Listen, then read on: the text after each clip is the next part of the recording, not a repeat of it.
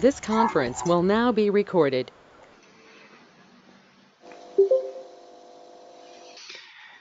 Well, welcome everybody, wherever you are in the world. Welcome to our final webinar in this year's IC3 webinar series.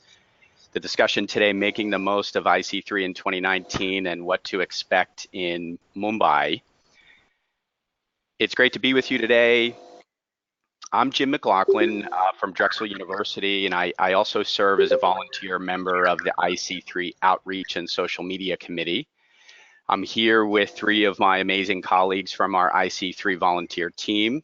We have Lisa Jain, our chair of the Outreach and Social Media Committee, Amrita Ghulati, chair of the Content and Research Committee from the Sri Ram School, and we also have Sheena Mehta, who's a member of the Outreach and Social Media Committee from IE University.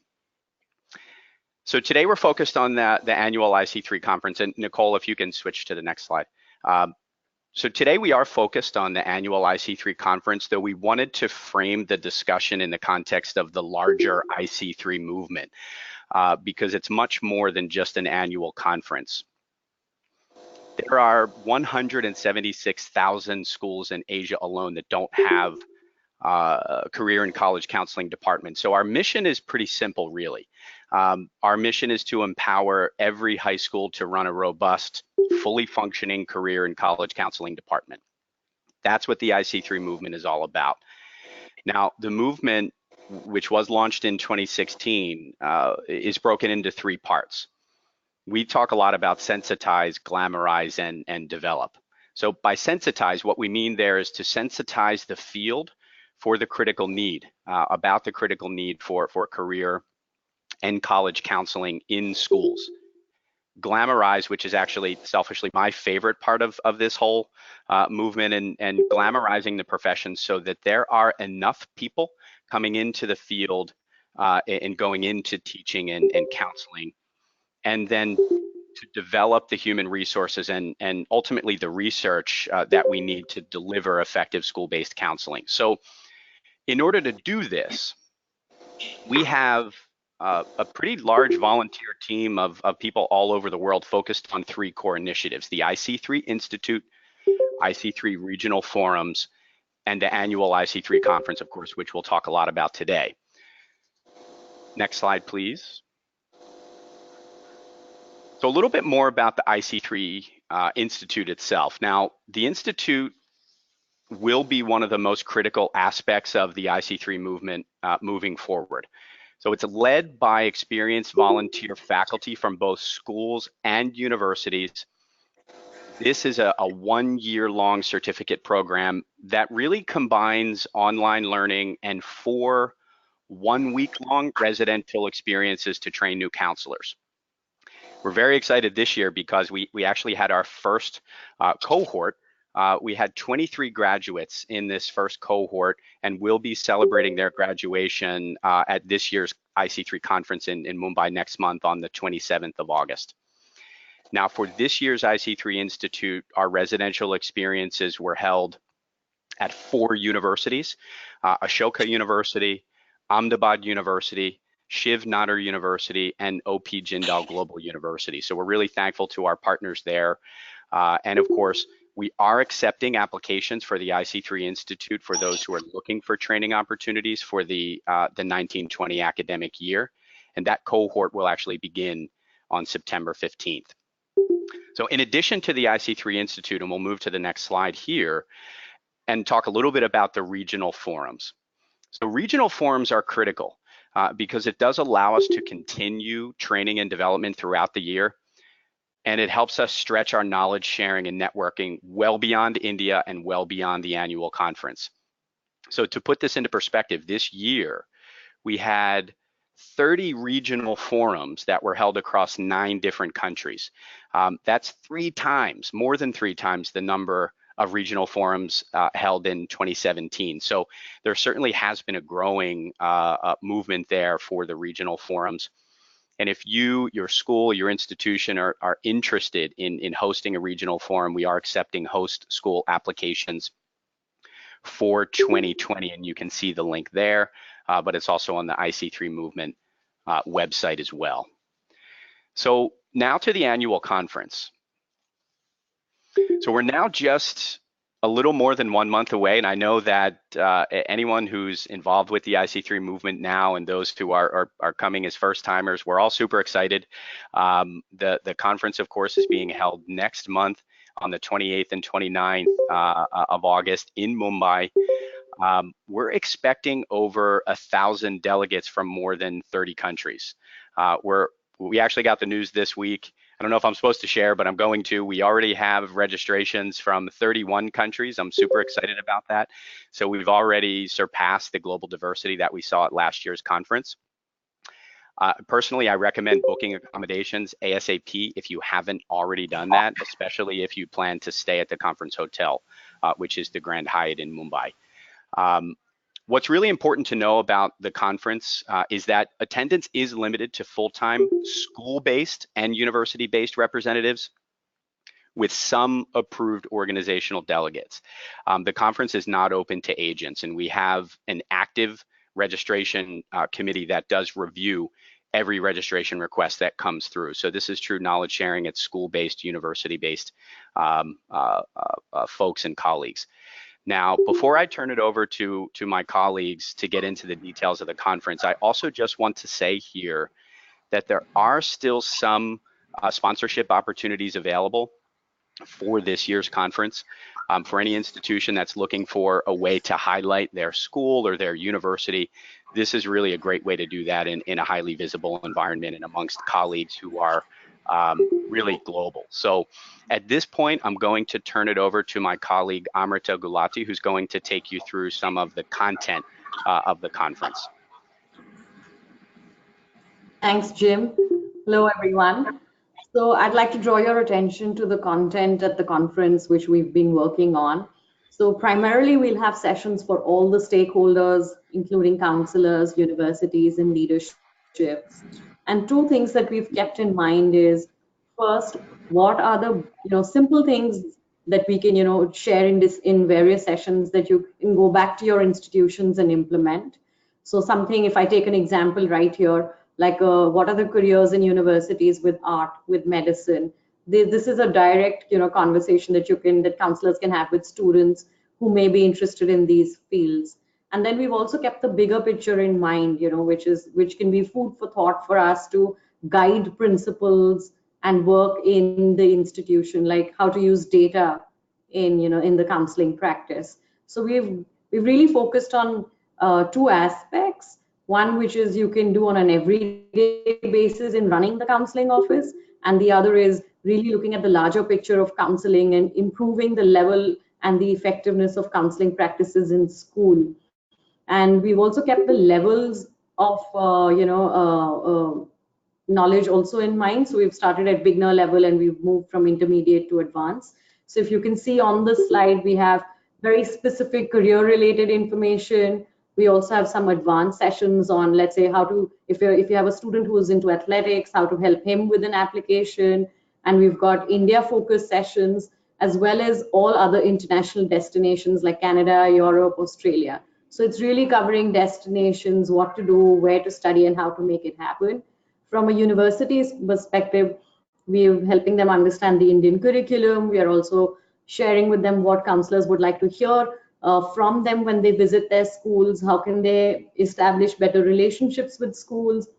How to improve recruitment once you've reached a certain plateau, innovation in that.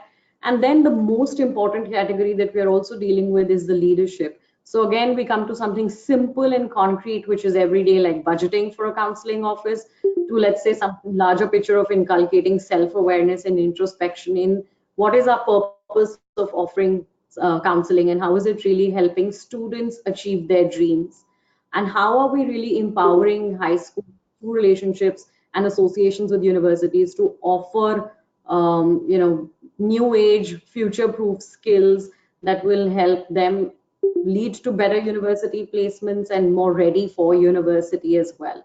So we're really sort of covering a very diverse range of sessions at the conference, and I hope you'll all find that useful. Moving on to another critical part of this conference are university and school exhibits on the next slide, where we get an hour or so to exhibit to universities, and then we flip, and we get to go as school counselors, go around the university desks.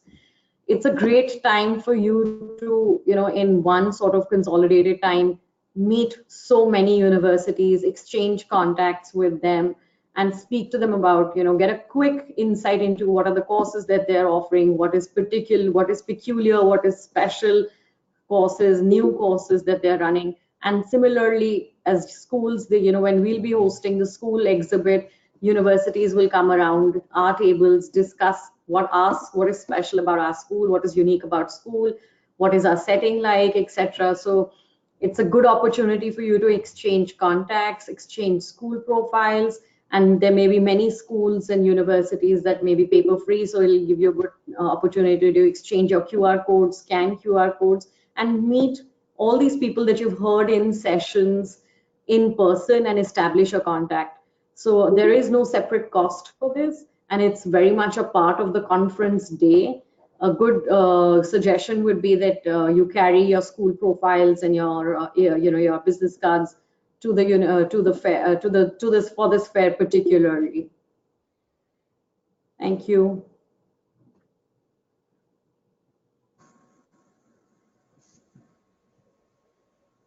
Could we move to the next slide? Yes. Great. So hi, everyone. My name is Sheena. It's really nice to be here with you all. I see there are 43 of us with a common goal to help students. So my role today will be to mention a little bit about how we can help for those of you who are considering joining the IC3 conference, or who are returning or have registered to make the most of it. Now, one of the ways that the IC3 movement has created a platform so that you can all stay connected through the IC3 Mobile App. So for those of you who have been registered for the conference, you should be able to have access to the app quite soon. And it's there to help you prior to the conference, it's there to help you during, and to still be there as a support after the conference. So things like hotels, whether you might want to stay at the venue, if you want to stay somewhere close by, visas, vaccinations, those kind of tips that you need prior to the conference, you will have access to on there. But also the attendees, the sessions, for you to know who's going to be there, for you to figure out where you might want to be during a certain time, which session you might choose over another one, you will have access to that. During the conference, you will again have information there, but you will also be able to do real-time note-taking. You'll be able to connect with other attendees. You might even be able to meeting with a university representative or a school who maybe you want to sit down for half an hour and talk in more detail. So in terms of setting up individual meetings, messaging them while you're there, you will have the opportunity to do that. But also while you're in a session, if there are certain topics that you would like to consider, to keep in mind, you will be able to do that live. Once the conference has finished, you will have a wealth of information with all of the contacts on this app, and you can refer to it as a directory. If you want to reach out to members of the community, you will see their phone numbers, you'll see their LinkedIn profiles, you'll see their titles and their full names. So the idea is to continue the networking even after the conference. If next slide, please.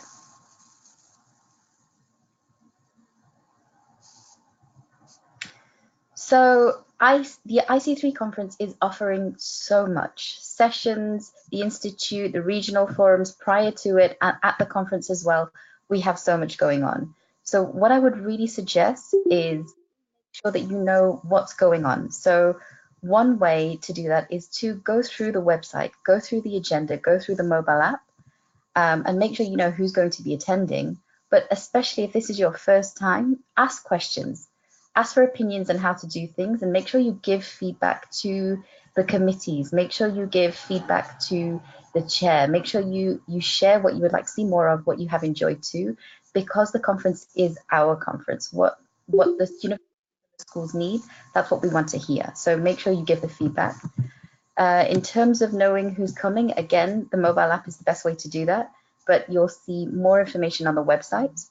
One thing that I will definitely suggest, whether you're considering coming to the IC3 conference from a university perspective or from a high school perspective, is go with your calendars.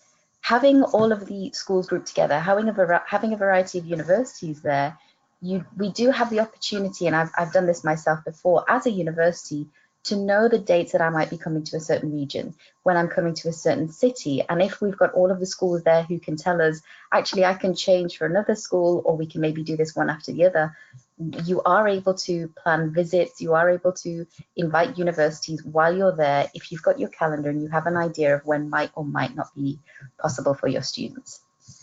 Again, it's the mobile app that's going to help with this. Next slide, please, Nicole.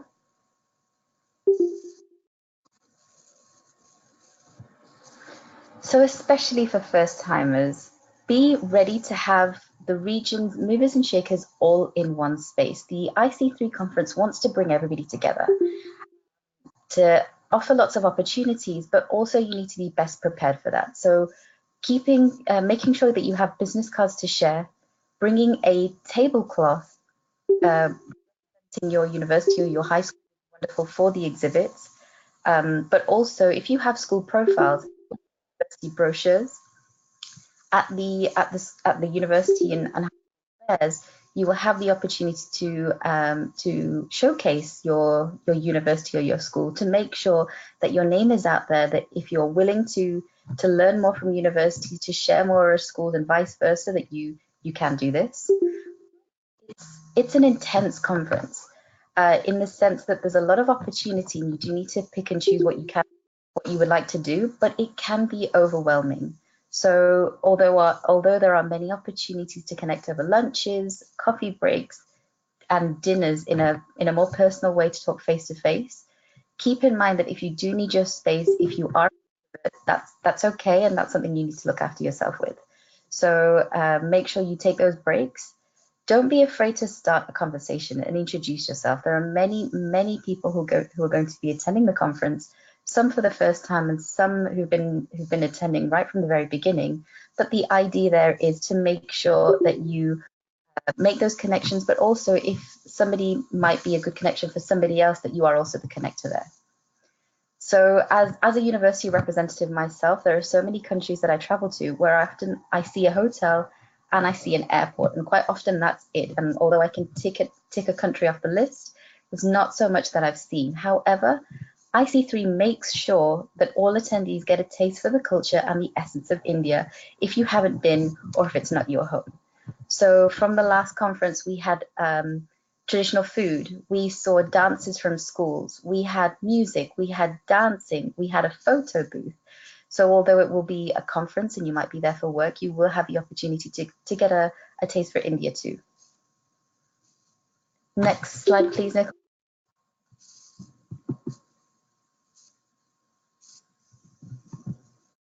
Great, thank you, Sheena. Hi, everyone. Good morning, good evening. My name is Lisa, and I'll be walking you through some of the information regarding the rest of the events and experiences outside of the annual conference. So as Jim already mentioned in the beginning, the annual conference is taking place in Mumbai next month on the 28th and 29th of August. What the IC3 does very well is, because there are so many people traveling in for the conference from different parts of the country or the region or around the world, really, there are a ton of opportunities to make the most of your time in India when you're traveling all the way for the annual conference. And what I'll be doing right now is walking you through some of those events which have been designed for specific audiences to see if you do want to take part in it. If you want to register, there's still time to do that. Just bear in mind that these events are designed to be separate from the annual conference, and some of them do come with an additional registration fee. So I'll provide you with that information as we go along. So the first thing I want to talk to you about is the pre-conference workshops that get organized by the College Board at IC3. I worked with the College Board for nearly 7 years and have been very closely involved in actually organizing these pre-conferences in the past. These take place the 2 days before the annual conference starts. So it's going to be on the 26th and 27th of August this year. And these take place in schools, which is great because it's a very sort of friendly learning environment.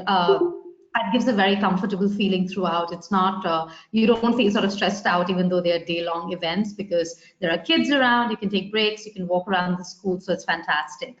The pre-conference workshop is organized for high school college guidance counselors.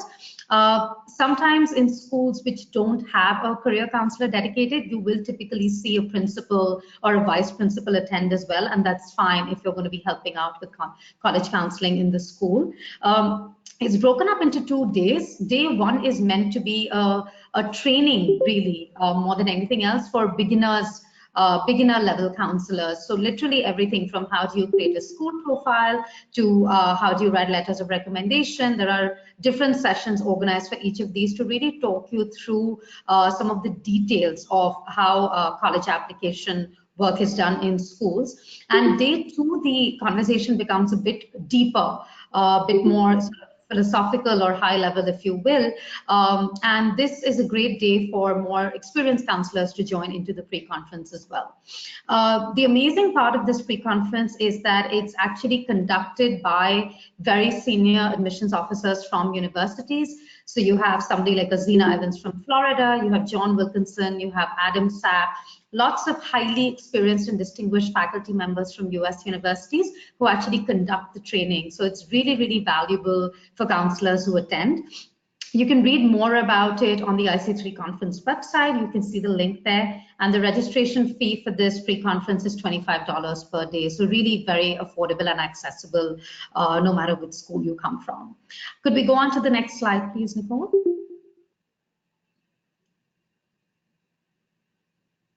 The one other thing that the IC3 conference also organizes just before and after the main conference is a fair and symposium. This is designed for university delegates to participate in, and it's attended by students and parents. The great thing about this really is that there are 4 different opportunities created through these fair and symposiums. So on the day before the conference, you have one event taking place in the morning from 8 to 11, at one school in Mumbai, and then again from 1 o'clock to 4 o'clock in the afternoon, you go to another school in Mumbai. So this is repeated again on the day after the conference on the 30th of August. And it's really a fantastic way for university delegates to meet a lot of students and parents at different kinds of schools in the city of Mumbai while you're there for the conference. There are 2 things taking place at the fair and symposium. So there's, of course, the traditional style fair where the university gets to put out a booth. Students and parents can come in, talk to you, get information about your university. And there are also parallel 30-minute breakout sessions running in different classrooms of the school campus. And if you as a university might be interested in presenting something that could be useful for students, you can submit a proposal to do that on the IC3 website. The cost for participation in these, in the fair and symposium is $900 for each day. So the $900 covers both the events on a particular day, either on the 27th or the 30th of August. Could we go on to the next slide, please, Nicole? The day before the annual conference begins, so on the 27th, there is a gathering, which is invite only, but there is a gathering of senior leadership from schools, from universities, organizations, and even the government, who really get together at a school in Bombay. So this year is taking place at the American School of Bombay. They get together for sort of deeper, meaningful, more high-level discussions on the future of career counseling in India and around the world. And while this is an invite-only event, because it's meant for senior leadership, if you do have members in your organization that might be interested in attending, and they are school principals or university presidents, chancellors, VCs, you can go and submit a request on the IC3 website for them to attend the presidential forum, and then IC3 will get back to you with more details on how they can go about registering and if they can attend. The next slide, please, Nicole. Great, thanks. And this is sort of one last thing that the IC3 organizes for high school delegates and counselors. So the day after the annual conference is over, there are 2 university visits organized, and participants can choose to go to either one of these universities. One of them, which is the Istituto Marangoni, is actually in Mumbai, and there'll be a delegation leaving the hotel early morning to go visit the university. The other university is actually in a nearby city called Pune, which is a few hours drive away from Mumbai. So for those of you who might be interested in visiting Flame University in Pune, just keep in mind that this is going to be a long day. You leave at 7 in the morning. You have to drive a few hours to get to the university. But the experience at both universities is sort of created to provide you with an opportunity to see the infrastructure, meet faculty, understand more about the offering of the university, get details about the courses, student life, etc. So if you're going to be in the city for the conference, and if you can stay back an extra day, it's a fantastic opportunity for you to be able to visit an institution and learn more about it. So this is for high school delegates and counselors. And again, there's a link available on the slide in front of you where you can learn more about how you can register for the university visits.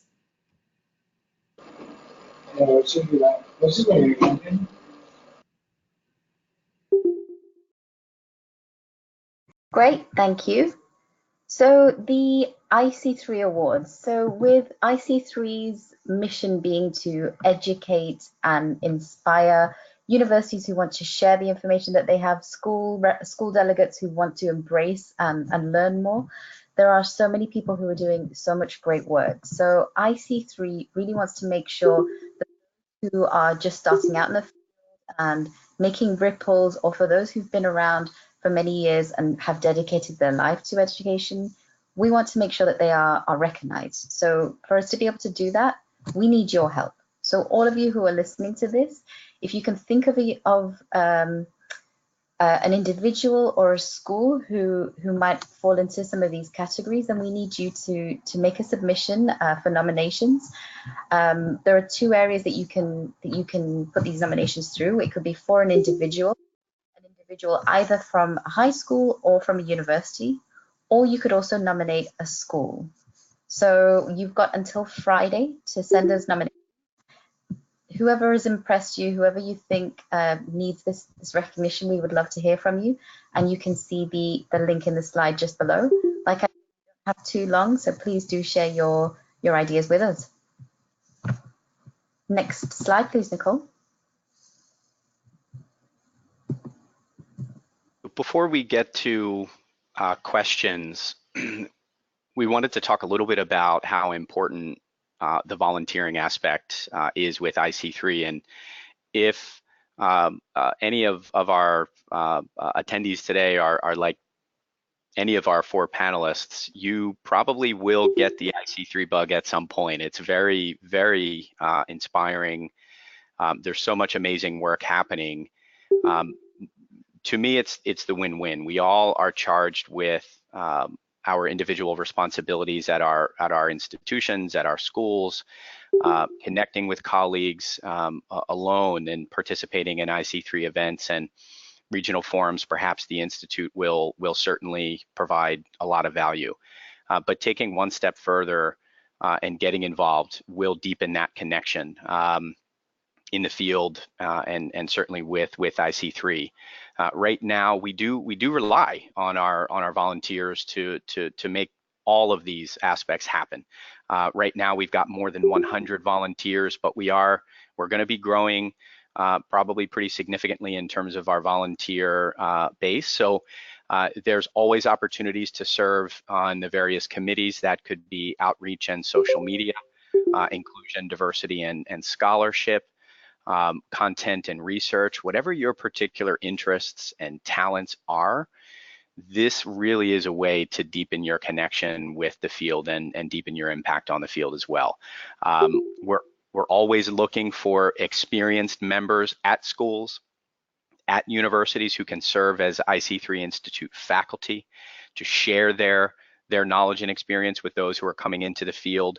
So we can't underscore enough how important this is. And speaking from my perspective personally, having been in higher education for 15 years. IC3 and my volunteering, my work with IC3 has been one of the most rewarding initiatives that I've gotten involved with. So I hope to see many of you, if not all of you, at the conference, and I'm sure it's okay for me to speak on behalf of my colleagues here that you can track any one of us down, and we would be happy to share our experiences with you on the volunteering aspect as well. So next slide, and I think we are officially concluded with the slide. So we'd be happy to take questions that you have.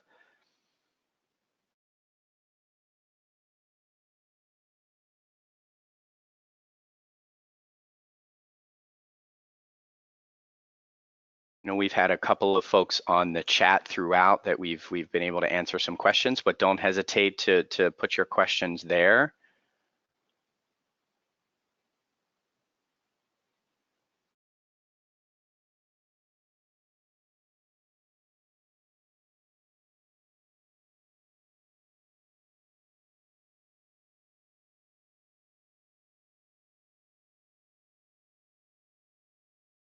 Jim, I see a question about the exhibit. So would you like me to read it out, and then would you or Amrita perhaps want to answer it?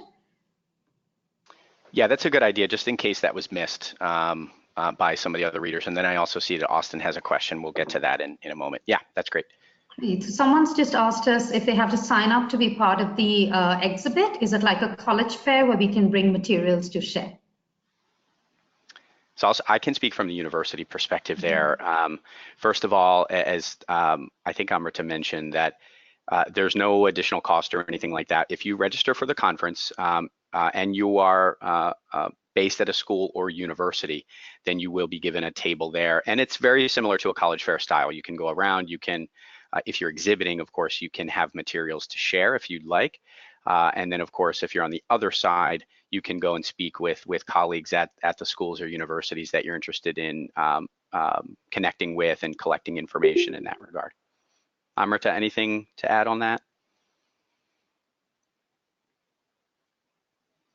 No, that's about it. So there's no separate, sort of sign up that you need to do. It's if you're an institution, either a university or a school, by default, you'll be a part of the exhibit. And I'd strongly encourage you to make the most of it, because that's one time that you get to see and meet everyone in one room, literally. Otherwise, otherwise everyone's in different sessions all around, and it's a good time when everyone's together at the same place to get to meet everyone and exchange contacts. So even as from a school perspective, there are lots of questions regarding the curriculum that your school offers. What is, region-specific questions, and how many children, apply to what countries. So you have to at the top of your head. That really helps make the discussion fruitful for the university, in addition to offering the school profile. I also see Austin has a question here about where can I find the attendee list. So if you've registered for the conference already, of course, once the app is available, that is a way that not only can you access the attendee list, but you can connect through the app, if I'm not mistaken.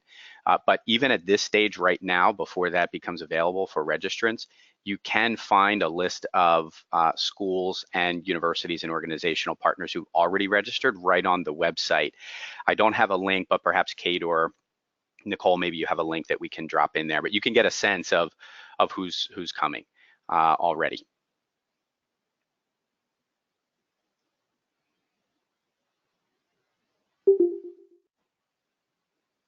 There's a question from Shajid Merchant saying the slide mentioned a cost of participation of $900. Who pays this cost?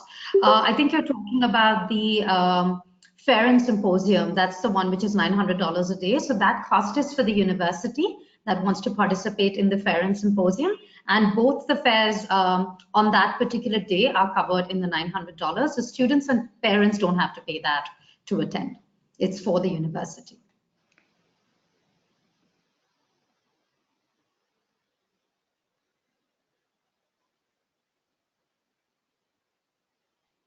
Lisa, I think there's another question by Vandana regarding the pre-conference sessions for the counselors.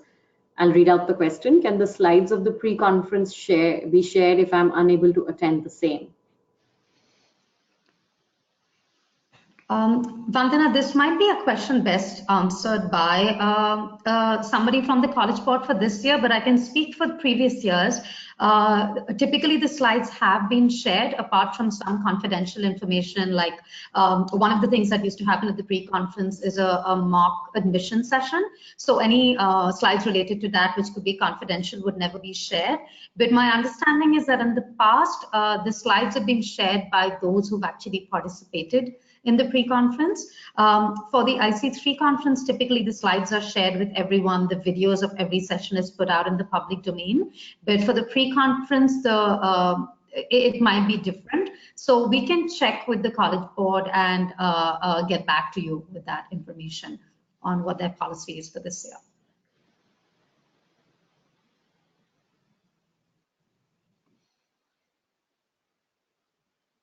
So I think there was also a question here about snacks and meals.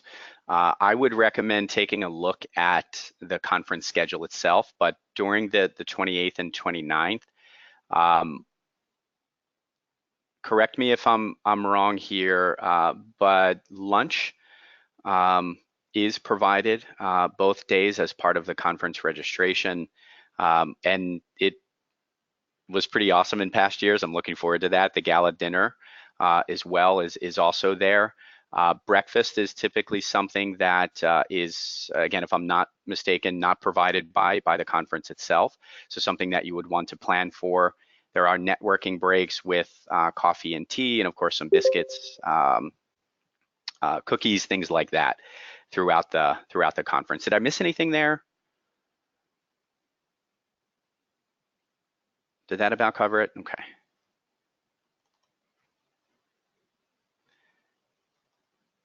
Nam, I see that you have a question here about the IC3 awards and how does someone know if they've been nominated.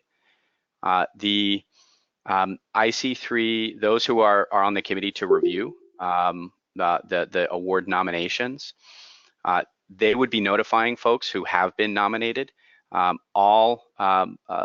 At least in last conferences, nominees have also been recognized, even if ultimately they did not receive the award. So if you have someone in mind who is a real inspiration and a true rock star in our field, don't hold back. Get that information out there. They will be recognized, and that's a big part of what we're trying to do here is really recognize the amazing work that everyone here is doing for students.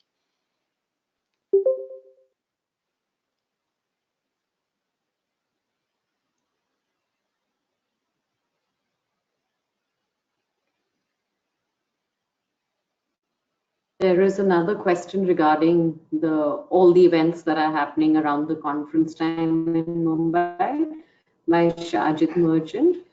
I'm reading out the question. There are pre-conference sessions on 26th and 27th. What will be there on 28th and 29th, and where will these events be held?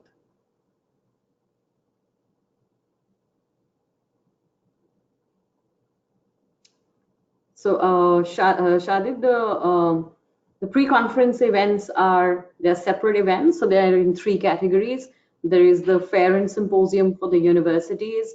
There is the college board training with the counselors, and there's the presidential forum for leadership. That's happening between 26th and 27th, and then after the conference, which the main day of the conference are 28th and 29th, where all the sessions that we spoke about will be held, and there's going to be the keynote, the opening, the closing, the gala dinner, and all the, I think about 80 sessions for various stakeholders covering universities, counselors, and leadership. Post which on 30th, there is also the local university visits. The venue for the conference is the hotel, the Grand Hyatt Hotel. And the venue for the pre-conference events are various schools. There was also a question about the gala dinner. So I'll chime in here. What a fun event. Is it formal attire? Although I don't think there's a formal announcement about attire. We've seen folks certainly dress up. I think it's a celebratory occasion, but you know, you certainly want to be comfortable as well. I'm just speaking from my own standpoint here. There are performances, there's music. It really is a lot of fun. In terms of cultural sensitivities, one intentional decision that we've made at IC3 is that there is no alcohol served as part of the conference events themselves. So that's something that we've decided so that we really are inclusive of all of our audiences, and that we're focusing on the true networking and the true knowledge sharing. So that's just one note from my end. But such a fun event, and really a way to connect on a more personal level with many colleagues. What do you all think about the gala dinner? Anything else to add there? I think you got it, Jim. Especially with the gala dinner, the idea is, again, to showcase a piece of India, see some music, see some dances, but you have the opportunity to decide how involved you want to get into that. So there were lots of people who were, I remember last year, kind of hiding out a little bit, and by the end of it, they really wanted to get involved, and others who were right at the very front of the queue and wanted to be taught certain steps for certain dances. So whether you want to be a spectator or get involved, you will have the opportunity to do that.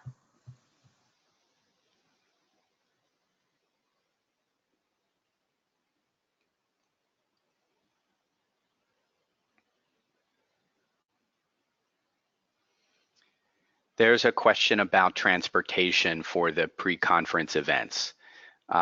Lisa, perhaps I'll turn it over to you for the pre-conference components for schools, but for universities and the fair and symposium, I can say that transportation has been provided for those events.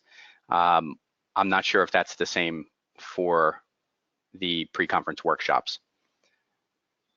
No, typically in the past, attendees have just arrived on their own, but what you could do is there could be a number of participants who choose to stay at the hotel or at nearby hotels sometimes.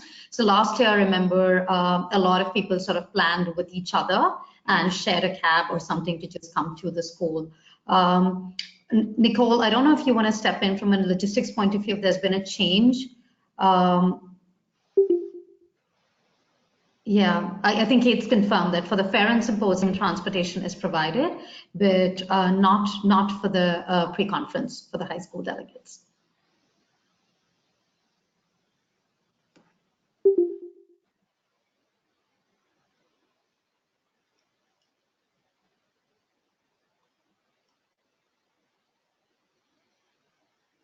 Okay, some good questions here. Are there any other questions that we can respond to?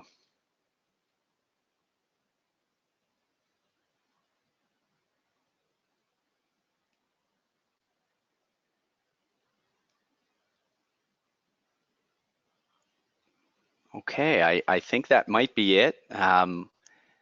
Thank you so much for taking the time to join us. We're super excited, not only that you're here at the webinar, but we hope to see you in Mumbai next month for the annual conference. And of course, if you have any follow-up questions at all, you can contact any one of us individually, or you can just reach out to the general IC3 contact information and connect with us individually that way, or other committee members as well. So again, thank you so much for being with us today, and we're looking forward to seeing you next month.